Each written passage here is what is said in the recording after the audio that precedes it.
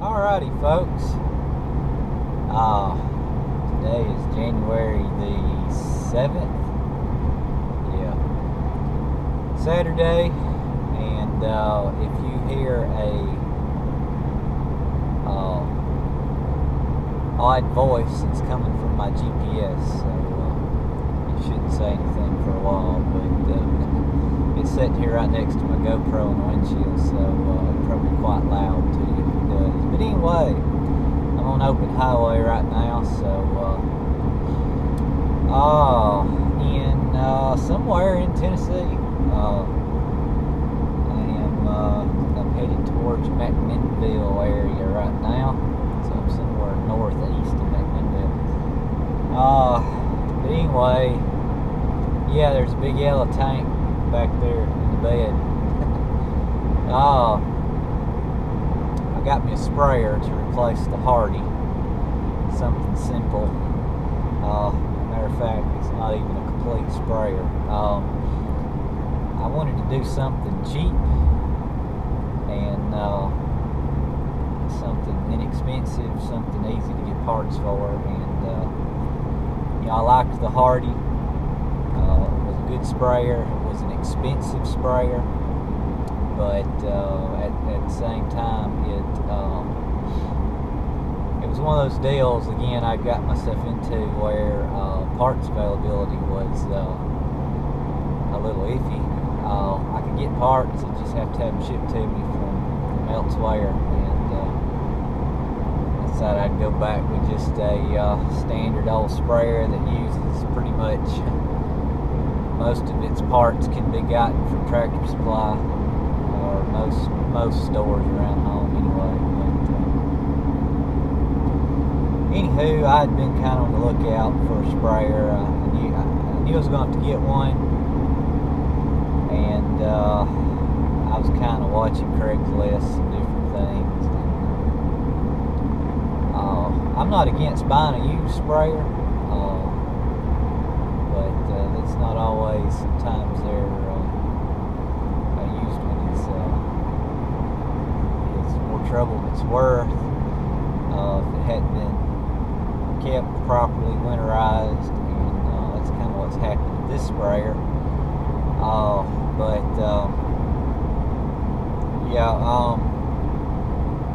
You can get what looks like a decent used sprayer and wind up putting enough money in it you can buy brand new one. But I had seen this sprayer a while back, and I never did inquire about it. It was actually at a dealer I had dealt with before on the sprayer I had before the Hardy. The sprayer I had before it was a Ag Spray brand. It's really a Skaven or Filmco. They're all one big conglomeration that sort of tied together. But anyway, that last one was kind of a custom thing I had done, and it had the 3-section valves on it, electric solenoid valves, electric pressure regulator, had the T-jet controller you could put in the cabin on. I liked that, and I kind of wanted to go back with that. The problem is you can't get, this is a 3-point hitch sprayer. It's just got manual fold-out booms. It's about a 30-foot boom width.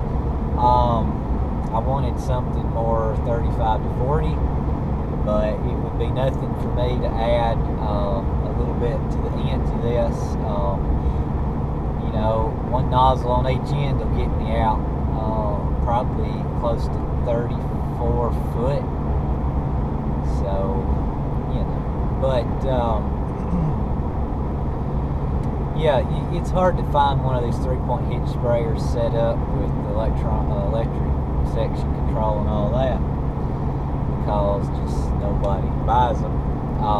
And the odd thing with this sprayer was, it's a 2015 model. It is brand new, I think. Somebody put water in it, and water in it that never was winterized.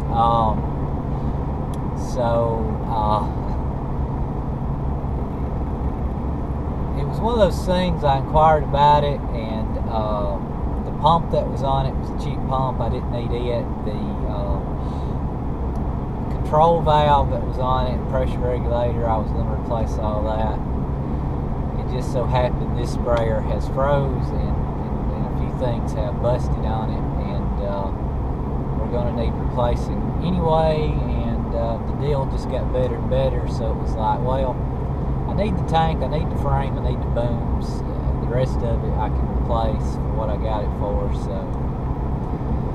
I just went up there and picked it up today. So yeah, I got to do some work to it, and you know, I saved a little money on it. I mean, by the time I put everything on it, I got to buy a pump, buy the section controls and all that. I'm going to have about as much as it costs new, but it would be better, or it's going to be better than a new one, because I'm going to plumb it and make it like I want it. And I couldn't custom order one for that amount of money, so I just took this one off their hands. They'd had this sprayer, had sold it, and I bet they had 6 of these that were boomless setups, and they had this one booms, and for whatever reason they couldn't get rid of it even before it froze and busted. Matter of fact, we didn't really know it froze and busted until I went and picked it up today.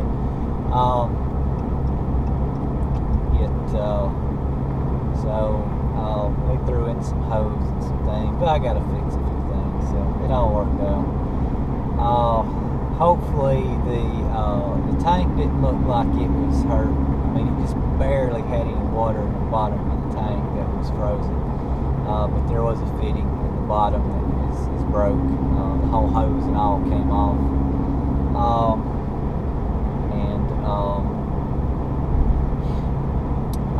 I gotta check the strainer, the filter. The guy told me he would order me a whole new strainer assembly if it's cracked.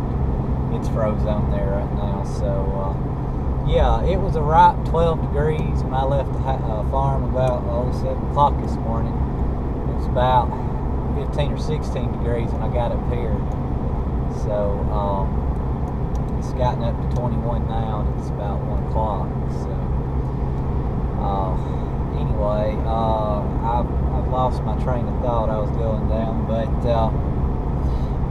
yeah, so I picked up this sprayer, and like I said, I got to do some work to it, fix some things, but in the process I will make it like I want it,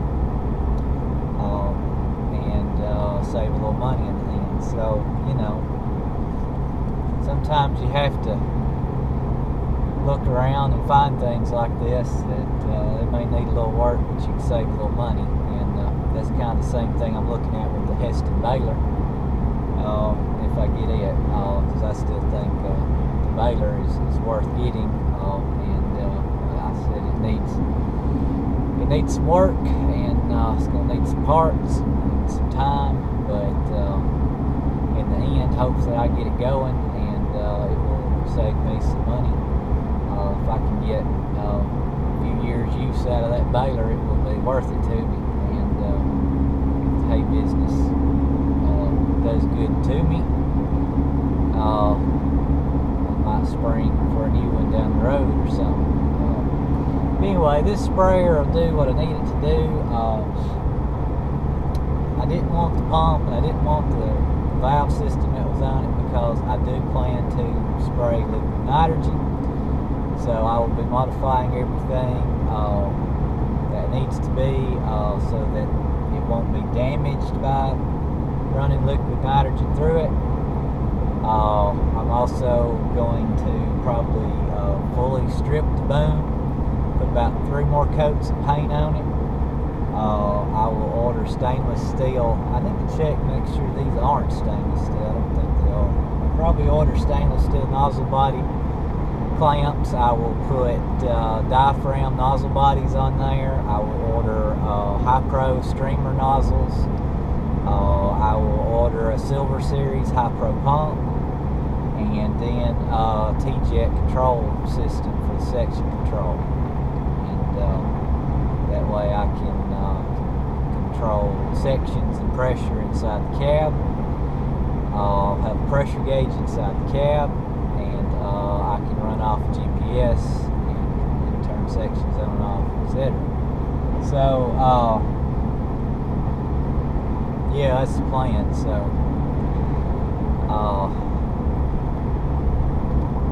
we'll see how it turns out. But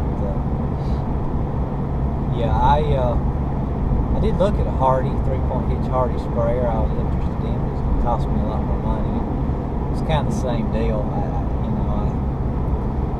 It wasn't exactly like I wanted it, and especially with the Hardy, you can't just go get parts anywhere and modify it. That's the way some of the fittings and stuff are. But this would be an pretty easy job. Just all basic fittings and hoses and clamps and whatnot. So, anywho, I'll probably modify it with a fill port as well, somehow, so I can pump out of a bulk tank liquid nitrogen into it and whatnot. It is a 200-gallon tank on the sprayer, and that'll I would have liked to have a 300, but